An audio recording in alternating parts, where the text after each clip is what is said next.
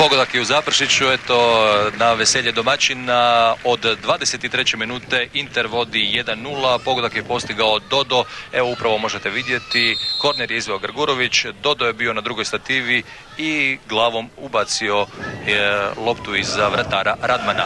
Možemo reći da je ovaj pogodak i ovo vodstvo Intera zasluženo, jer Inter ima dominaciju premda nema nekih okomitih napada i utakmica je, mogli bismo reći, više na sredini terena.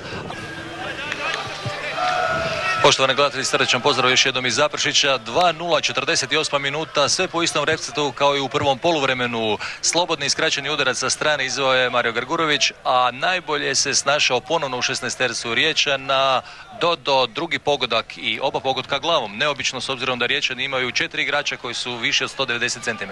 Pa da, upravo to smo komentirali. Cijela momčad je visoka osim Hrvoja i Štroka, da jednostavno prima takve zgodite s glavom. Ja mislim. Evo sad vidimo Batarella, Dodo i 3-0, opet, bravo, 3-0, hat-trick, peti pogodak sezone.